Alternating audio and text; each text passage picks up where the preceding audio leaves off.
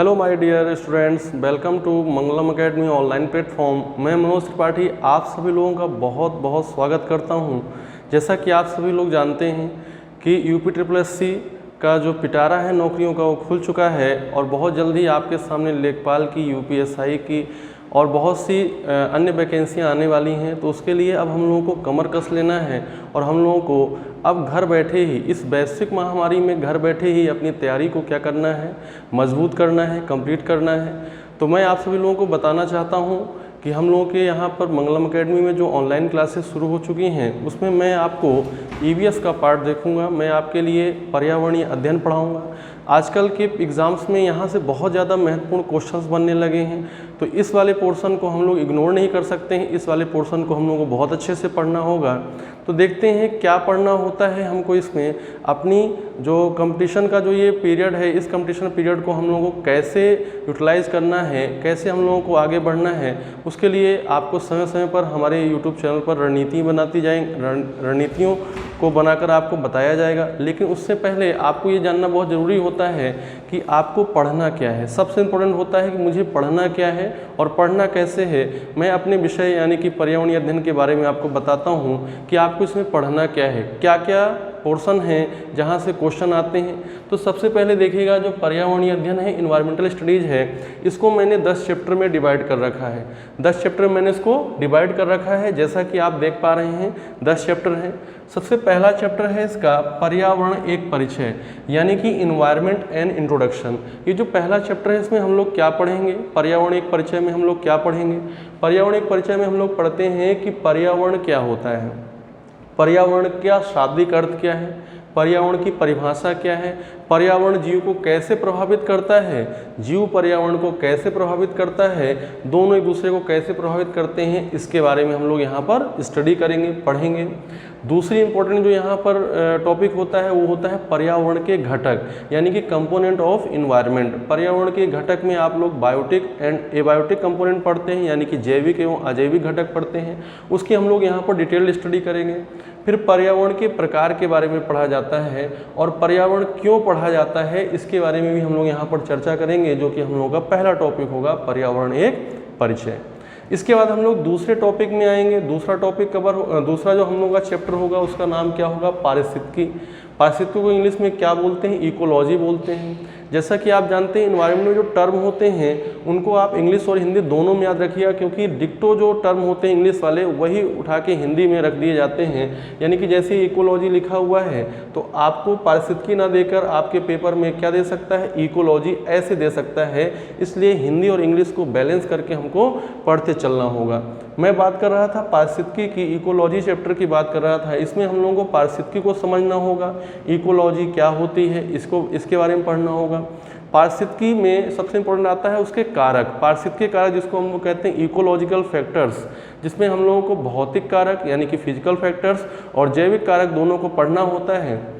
भौतिक कारक में सबसे इंपॉर्टेंट कारक क्या होता है, क्लाइमेटिक फैक्टर होता है, जलवायु कारक होता है, जिसमें कि टेम्परेचर की बात करते हैं, जिसमें कि लाइट की, प्रकाश की बात करते हैं, जिसमें कि हम लोग वर्षा की बात करते हैं, रेनफॉल की बात करते हैं, जिसमें कि हम लोग गैसों के संगठन के बारे में पढ़ते हैं। और इसके बाद हम लोग यहीं पर देखते हैं, बहुत ही इंपॉर्टेंट हो जाता है कि जल की मात्रा के आधार पर जो वनस्पतियाँ होती हैं वो कैसे वेरी करती हैं, इसके बारे में भी हम लोग यहाँ पर चर्चा करते हैं। इसके बाद बात करते हैं मृदा किस प्रकार से प्रभावित करती है किसी स्थान पर जो जीव होते हैं उनको।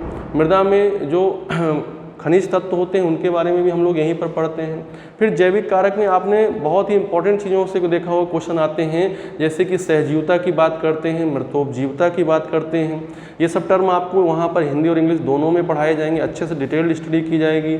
इसके बाद हम लोग इसी में पढ़ते हैं परजीवता, इसी में हम लोग पढ़ते हैं कीट भक्षी पादप यानी इंसेक्टिवोरस प्लांट्स के बारे में पढ़ते हैं। तो ये बहुत ही इंपॉर्टेंट चैप्टर हो जाता है पारिस्थितिकी, और यहाँ से ढेर सारे क्वेश्चंस भी आते हैं। इसके बाद हम लोग बात करते हैं किसकी, पारितंत्र की, इकोसिस्टम की बात करते हैं। वेरी वेरी इंपॉर्टेंट, सबसे ज़्यादा जो इंपॉर्टेंट चैप्टर है यहाँ पर कौन हो जाता है, पारितंत्र हो जाता है। इसमें आप पारितंत्र के बारे में समझते हैं कि पारितंत्र क्या होता है, पारितंत्र के प्रकार कितने होते हैं, पारितंत्र में जो घटक होते हैं उनके बारे में पढ़ते हैं। सबसे ज़्यादा आप यहाँ पर पढ़ते हैं उत्पादक, प्रोड्यूसर्स के बारे में, उपभोक्ता, कंज्यूमर्स के बारे में। आप घटक यानी कि डिकम्पोजर्स के बारे में पढ़ते हैं, और फिर बाद में आप इसी में पढ़ते हैं खाद्य श्रृंखला जिसको आप बोलते हैं फूड चेन, और इसी में पढ़ते हैं आप खाद्य जाल जिसको आप क्या बोलते हैं फूड वेब बोलते हैं। इसके बाद आप पढ़ते हैं बहुत से चक्र पढ़ते हैं, जैसे कि जल चक्र पढ़ते हैं, नाइट्रोजन चक्र पढ़ते हैं, कार्बन चक्र पढ़ते हैं। ये इंपॉर्टेंट चक्र हो जाते हैं जो हमको यहाँ पर पढ़ना होता है। इसको आप किस टॉपिक के अंतर्गत पढ़ते हैं, इसको आप पढ़ते हैं पोषक तत्वों का चक्रण, यानी कि जो न्यूट्रिशन साइकिल होती है, पोषक तत्वों का जो चक्रण होता है उसमें हम लोग ये सारी चीज़ें पढ़ते हैं। पारितंत्र एक इम्पॉर्टेंट टॉपिक चैप्टर हो जाता है हमारे इन्वायरमेंटल स्टडीज़ के पोर्शन का। इसके बाद देखिए आता है जैवमंडल, इसके बाद आता है जैवमंडल, बायोस्फीयर आता है।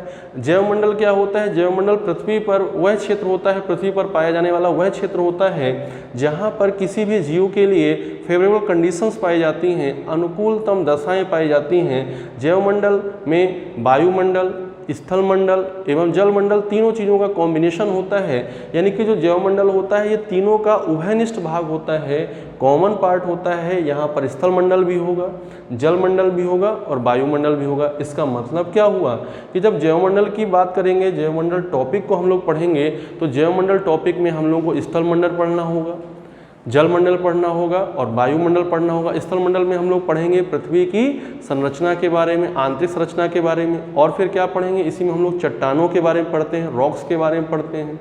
फिर हम लोग बात करेंगे वायुमंडल की, तो वायुमंडल के संगठन को पढ़ेंगे, वायुमंडल की परतों को पढ़ेंगे। बहुत ही महत्वपूर्ण टॉपिक है वायुमंडल की परतें, यहाँ से ढेर सारे क्वेश्चन आपके पेपर में आते हैं।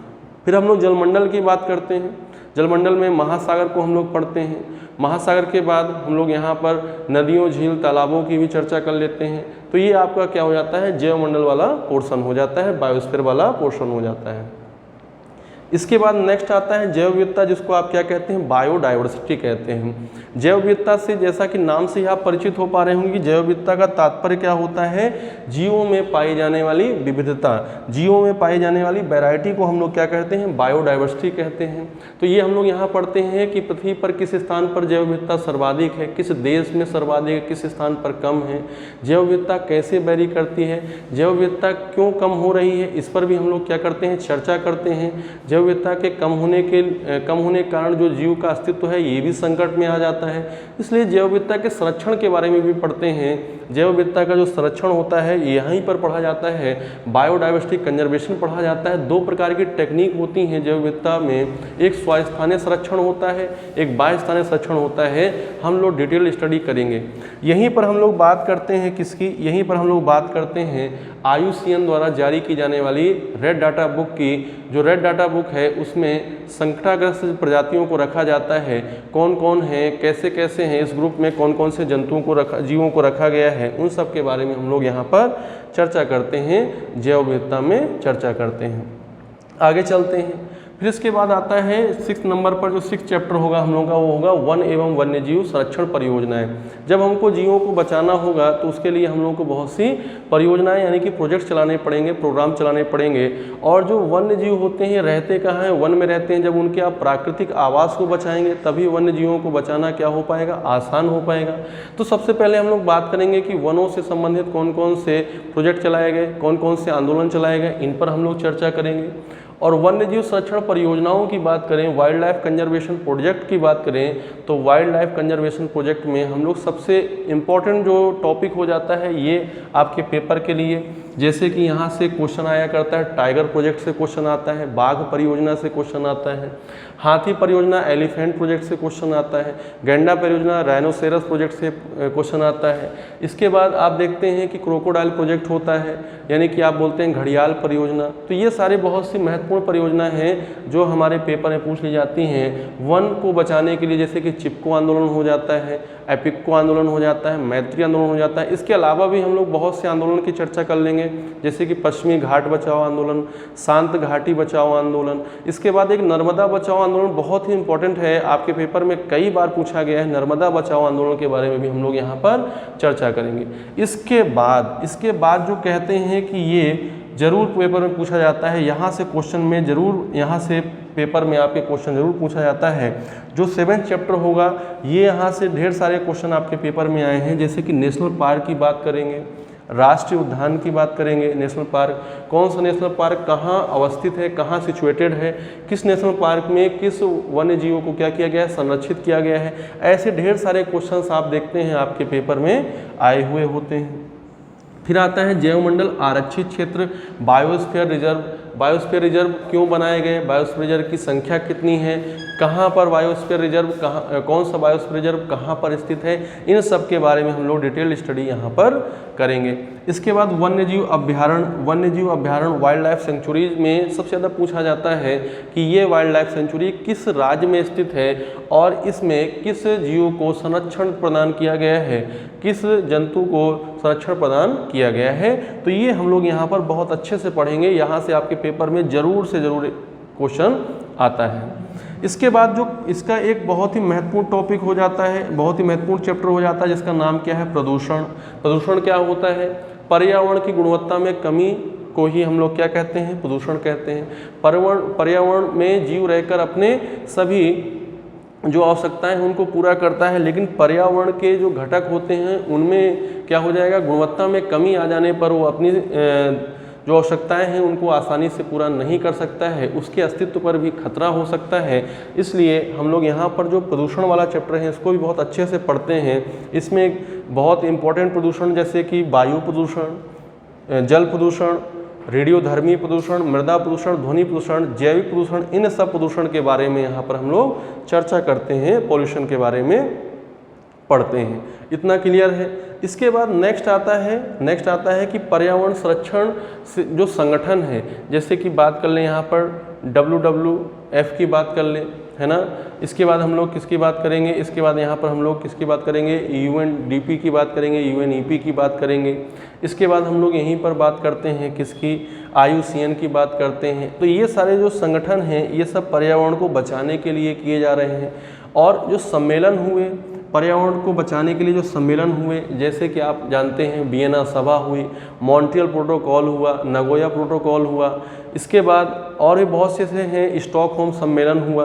कौन सम्मेलन कब हुआ, किससे संबंधित था, इन सब के बारे में हम लोग यहाँ पर विस्तृत चर्चा करते हैं। और लास्ट में जो विविध वाला है, यहाँ से भी बहुत ज़्यादा क्वेश्चन पूछ लिए जाते हैं, बहुत इंपॉर्टेंट हो जाता है विविध मिसलेनियस। इसमें क्या क्या चीज़ें हम लोग पढ़ेंगे, विविध वाले में हम लोग पढ़ते हैं पर्यावरण से संबंधित व्यक्तियों के बारे में। कौन कौन से व्यक्ति, जैसे कि आपने नाम सुना होगा, चिपको बचाओ आंदोलन से संबंधित है सुंदरलाल बहुगुणा, और नर्मदा बचाओ आंदोलन से संबंधित है मेधा पाटेकर। ऐसे बहुत से व्यक्ति हैं जो पर्यावरण के संरक्षण से संबंधित रहे। इन सब के बारे में हम लोग चर्चा करेंगे, किसमें, विविध में चर्चा करेंगे। एक और इम्पोर्टेंट बात है, पर्यावरण से संबंधित जो दिवस होते हैं उनके बारे में चर्चा करते हैं। आज बहुत से दिवस मनाए जाते हैं, उनमें मैक्सिमम दिवस किससे संबंधित है, पर्यावरण संरक्षण संबंधित है। तो हम लोग पर्यावरण संरक्षण से संबंधित दिवसों के बारे में भी यहाँ पर चर्चा करेंगे। एक अच्छी लिस्ट बनाएंगे, उसमें थीम भी देखेंगे, कौन सा दिवस कब मनाया जाता है, इसके बारे में भी चर्चा करेंगे। एक और इम्पोर्टेंट पॉइंट हो जाया करता है इसमें पर्यावरण संरक्षण विविध वाले में, पर्यावरण संरक्षण संगठन। कोई भी पर्यावरण संरक्षण पर जो कार्य करने वाला जो ऑर्गेनाइजेशन है वो कहाँ स्थित है। जैसे कि भारत की बात कर रहे हैं, ये तो आपका विश्वव्यापी हो जाएगा, वर्ल्ड वाइड हो जाएगा, लेकिन हम भारत की बात करेंगे तो कौन सा पर्यावरण संरक्षण कहाँ पर स्थित है। जैसे आपसे पूछा जा सकता है कि राष्ट्रीय मरु संरक्षण केंद्र कहाँ पर स्थित है, या पूछा जाता है नीरी कहाँ पर स्थित है। तो ये सारी चर्चाएं करेंगे हम लोग, किसके, विभिन्न टॉपिक के अंतर्गत करते हैं। तो ये हो जाता है कुछ आपका पर्यावरणीय अध्ययन का सिलेबस, जो आपको अपने एग्ज़ाम के दौरान आपको यहाँ से जो क्वेश्चंस मिलते हैं उन पर हम लोगों ने चर्चा कर ली कि कहाँ कहाँ से आपके क्वेश्चंस बनते हैं, क्या क्या टॉपिक आपको कवर करने हैं। अब मैं नेक्स्ट वीडियो में आपको यहाँ से स्टार्ट करूँगा, पर्यावरण एक परिचय से आपको पढ़ाना स्टार्ट करूँगा कि पर्यावरण क्या होता है, पर्यावरण के घटक क्या होते हैं। तो इस वीडियो में आपने समझा कि हम लोगों को क्या पढ़ना है और क्या नहीं पढ़ना है। आप सभी लोगों का बहुत बहुत धन्यवाद वीडियो को देखने के लिए। आप लगातार बने रहिएगा मंगलम एकेडमी से ऐसी ही वीडियोस प्राप्त करने के लिए। थैंक यू, धन्यवाद।